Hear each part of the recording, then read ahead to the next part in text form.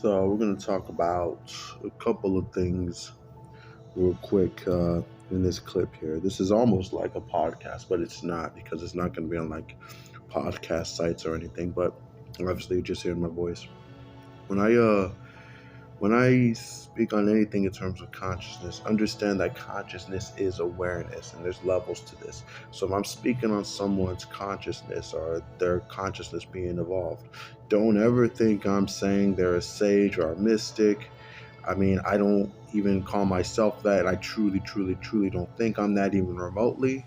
So that's not something I'd even want to title myself or call myself, even if I was at that stage, because this journey, this path of seeking is not about the title or identification with any destination. It's about connection to my highest self, and that's it. Not for bragging rights, not for anything along the lines of that. It's for my own internal peace. So yeah, anything that relates to consciousness, which is everything on this channel, we're talking about awareness. If I think someone's at some sage level or getting close, I'll speak on it. But yeah, that's what I mean. And if I say someone's unconscious, that means lack of awareness, very little awareness. And the more consciousness you have, the more conscious you are, the more self-aware you're going to be as well. So you'll be able to better see your own hypocrisies, your own BS. You'll be more humble, and you're probably less likely to be demonizing too. But don't get me wrong, we all demonize, including me. Any flaws I point out within certain entities, whether these be businesses, whatever industries, or people, chances are the vast majority of the flaws I point out exist within myself as well. Most often, maybe to a lesser degree than a lot of the people I'll mention, and in some cases to a higher degree. It just depends who I'm talking about. So yeah. Now, I see this as also an opportunity to expound a little bit on previous conscious or not clips. There will be individual clips that I'll release, long form videos that maybe home in on topics such as Thanos and whether he's conscious or not. I said in the video I recently released, the short, that Thanos was unconscious, even though the math added up and there was logic behind his reasoning. But understand that first thing, that means little, because there's probably a bit of a glitch there. I apologize. But as I was saying, understand that means little in terms of consciousness, reasoning. I mean, reasoning matters to an extent, but understand that at the highest levels of consciousness, you start to get to areas where you go beyond rationality, you go beyond the logic. You see what I'm talking about? As far as logic's concerned, when it comes to the growth of your own consciousness, there is a threshold in which your logic can become a constraint and limit you from going to the higher levels. As I understand it, the higher your consciousness evolves, the more intuitive you're becoming, the less you're relying on your reasoning faculties to ascertain what you should, how to come up with solutions to whatever your problems are, whatever you're trying to solve. So yeah, in terms of Thanos was obviously closed-minded to a very large extent, because you're talking about the entire universe, and you're talking about, when you really come to the whole of reality, you're talking about infinity.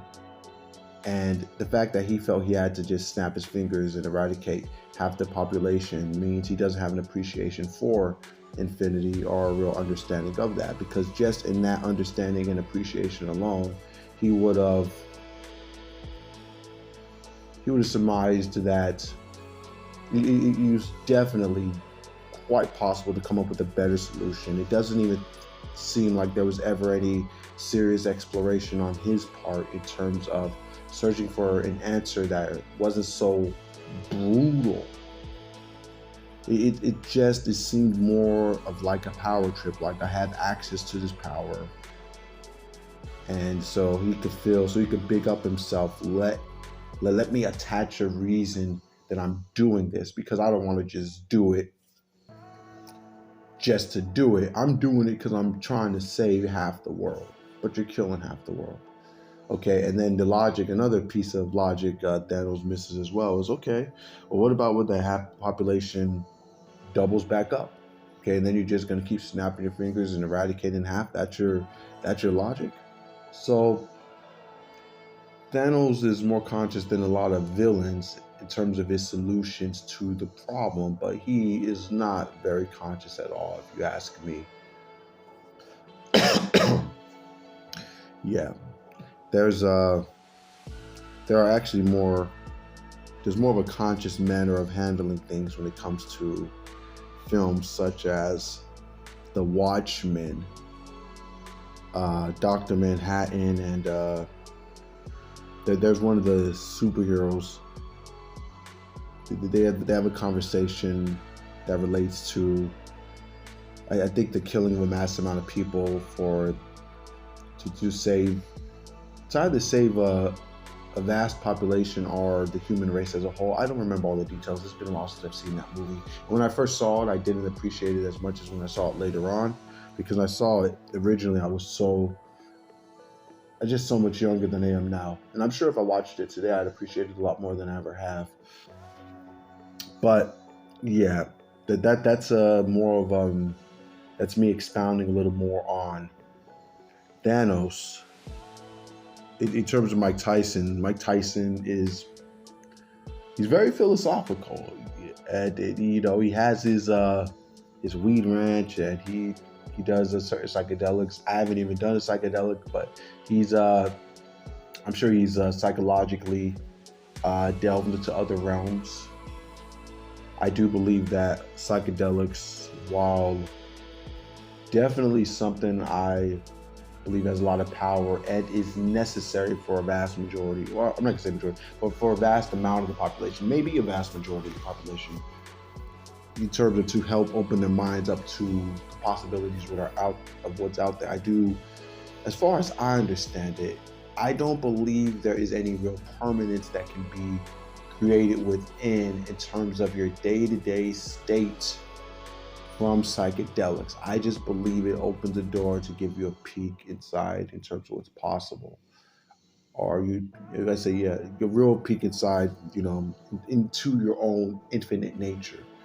But yeah, you're not locking anything in with psychedelics. But obviously, I'm biased because I haven't done psychedelics. So who the F am I? I have had trip outs off of, weed way back when I was in my early 20s. You might think it was spiked with something based on the experiences I've had, and what I would describe to you would seem like a type of experience you'd have on a psychedelic, but I don't know. It could have been spiked with a psychedelic. I think it was just more likely that the weed was so strong that just really had me a trip out. And I seen some shit, man. Experienced some stuff that scared the holy effing hell out of me.